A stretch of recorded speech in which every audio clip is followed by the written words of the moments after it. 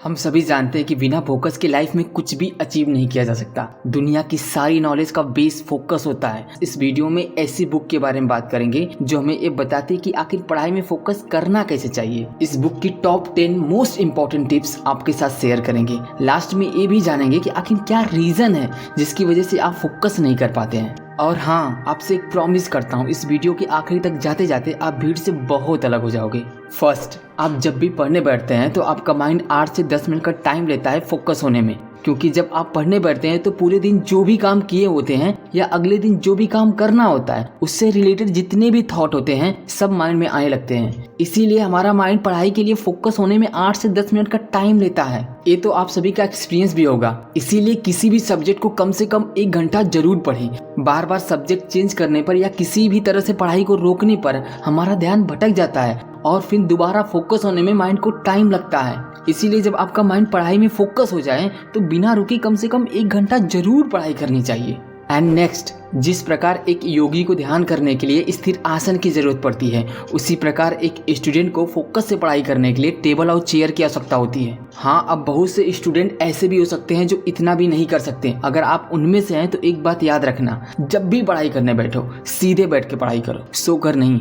इससे आप पहले से ज्यादा अवेयर होकर पढ़ाई कर पाओगे। इसीलिए टेबल और चेयर पढ़ाई के लिए सबसे बेहतर मानी जाती है, क्योंकि हम उस पर सीधे बैठकर पढ़ाई कर पाते हैं, जिससे ज्यादा अवेयर होकर पढ़ाई कर पाते हैं। एंड नेक्स्ट, बहुत से छात्रों की आदत होती है कि पढ़ाई करते वक्त कभी अपने पैर को हिलाते हैं तो कभी अपने शरीर को बिना किसी जरूरत के इधर उधर करते रहते हैं। कुछ लोगों को तो पेंसिल और पेन चबाने की आदत होती है। याद रखो, जिस प्रकार एक हिलते हुए बर्तन में पानी नहीं रुक सकता, उसी प्रकार अगर हम अपने शरीर की मुद्रा बार बार बदलते रहेंगे तो कभी भी ध्यान से पढ़ाई नहीं कर पाएंगे, बस दिखावा करेंगे। इसलिए जब भी पढ़ाई करने बैठे तो स्थिर होकर फोकस होकर पढ़ाई करें। एंड नेक्स्ट, याद रखो, किसी भी बुक को पढ़ना और उसका अध्ययन करना, इन दोनों में फर्क होता है। दोनों ही प्रोसेस में ध्यान लगाना होता है, पर जल्दबाजी में किसी बुक को सरसरी निगाह से पढ़ लेने से उस बुक की गहराई तक हम नहीं पहुंच पाते, बस संक्षेप में उससे परिचित हो सकते हैं। पर जब हम बुक को ध्यान से अध्ययन करते हैं तो बुक की रियल मीनिंग को समझ पाते हैं। जल्दबाजी में पढ़ाई करने की वजह से मात्रा और स्पेलिंग की सबसे ज्यादा गलती देखी जाती है। इसीलिए जब भी सब्जेक्ट को पढ़ें तो पूरी फोकस होकर उसका अध्ययन करें।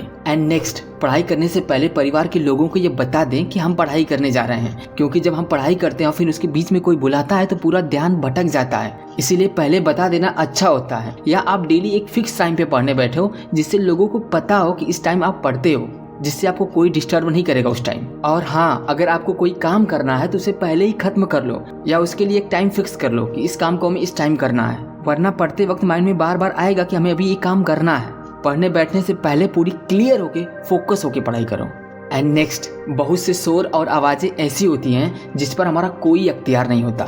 इंडिया में तो इतने सारे त्योहार हैं जिनकी वजह से कई बार तो महीनों तक शोर होता रहता है, और सबसे बड़ी बात है कि इसके लिए हम कुछ कर भी नहीं सकते। इन सब के होते हुए भी अगर हमें फोकस करना है तो एक ही उपाय है कि आप पढ़ाई के प्रति उत्सुकता पैदा करो।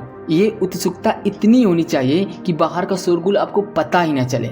वैसे जैसे एग्जाम के जस्ट पहले होता है, वैसे जैसे हम किसी चिंता में डूब जाते हैं तो बाहर क्या हो रहा है हमें पता ही नहीं चलता, हम बस सोचते ही जाते हैं। वैसे ही पढ़ाई के प्रति लगन होने पर बाहर के शोरगुल हमें डिस्टर्ब नहीं कर पाएंगे। पर याद रखना, ये इतना आसान नहीं होगा करना। इसके लिए आपको क्लियर पता होना चाहिए कि मुझे अपनी लाइफ में करना क्या है, तब इस लेवल का आप जुनून पैदा कर पाओगे पढ़ाई के प्रति।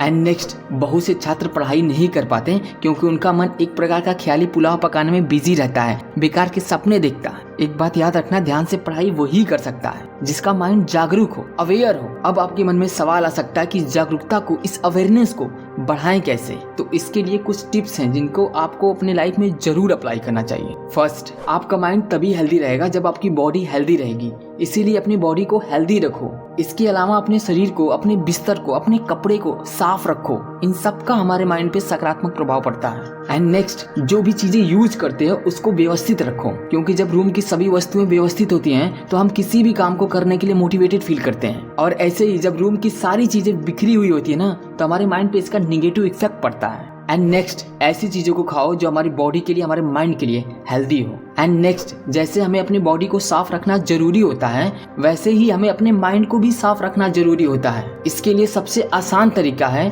आप अच्छा बोलो, अच्छा सुनो और अच्छा देखो। याद रखो, अश्लील और भद्दे विचार मन में आने से न केवल रोकना चाहिए बल्कि मन को इसकी हवा तक नहीं लगने देना चाहिए। हाँ, माइंड में अश्लील थॉट आ जाना तो चलता है, पर जब माइंड उसमें लिप्त हो जाए तो पढ़ाई में ध्यान लगाने का सवाल ही नहीं उठता। याद रखना, आपका मन जितना शुद्ध होगा उसे कंट्रोल करना उतना ही आसान होगा।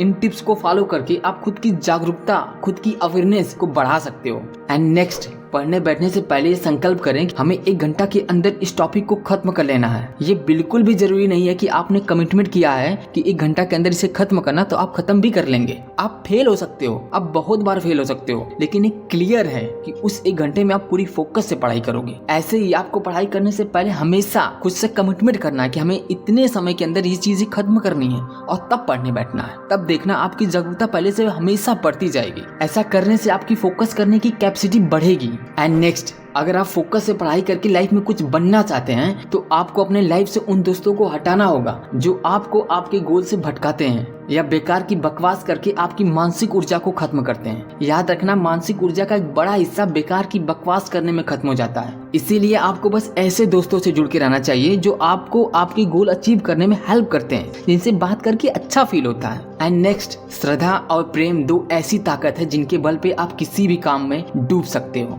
अगर आप में खुद पर श्रद्धा नहीं है, यानी खुद पर विश्वास नहीं है, तो इसके पहले जितने भी तरीके अभी तक बताए गए हैं सब बेकार है, उसका कोई फायदा नहीं होने वाला है। हनुमान जी के पास समुद्र को पार करने की शक्ति थी, पर उन्हें खुद पर विश्वास नहीं था। जब जामवंत ने उनका विश्वास जगाया तो 1 छलांग में वो लंका पहुंच गए थे। इसीलिए पूरी तरह से ध्यान लगाने की शक्ति सब में बराबर होती है, बस हमें विश्वास होना चाहिए। याद रखना, संशय ही श्रद्धा का प्रबल शत्रु है। जहां आप खुद पे संदेह किए, आपका विश्वास वहीं खत्म हो जाएगा। और दूसरा है प्रेम। ये तो हम सब बहुत अच्छे से जानते हैं कि जिस व्यक्ति से या जिस चीज से हम प्रेम करते हैं उसमें हमारा माइंड कितना डूब जाता है। ऐसे ही जब आपको पढ़ाई से अनुराग या प्रेम होगा तो आप आसानी से ध्यान पढ़ाई में लगा पाओगे। आप सोच रहे होगे कि भला पढ़ाई से प्रेम किसे होता है, तो आप गलत सोच रहे हो। आप ये तय करो कि हमें लाइफ में क्या करना है, क्या बनना है, फिर आप वो करने और बनने के लिए पूरा दिल लगा के पढ़ाई कर सकते हो।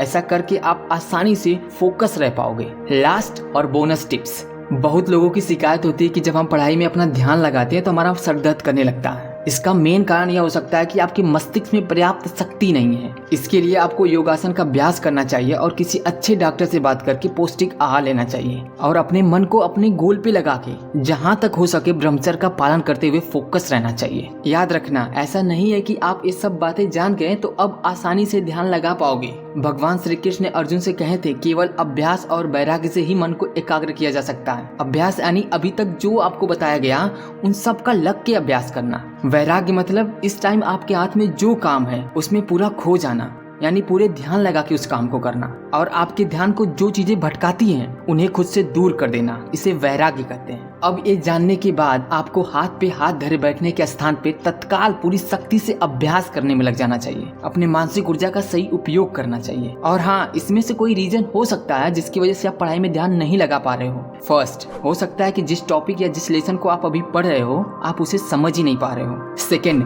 हो सकता है कि जो सब्जेक्ट आप अभी पढ़ रहे हो वो आपको पसंद ही नहीं है। एंड थर्ड, हो सकता है कि आप लाइफ में कुछ और बनना या कुछ और करना चाहते हैं, वो पढ़ाई से बिल्कुल अलग है जिसकी वजह से आपका माइंड बार बार वहीं भाग के जाता है। एंड नेक्स्ट, हो सकता है आप ओवर थिंकिंग के शिकार हो।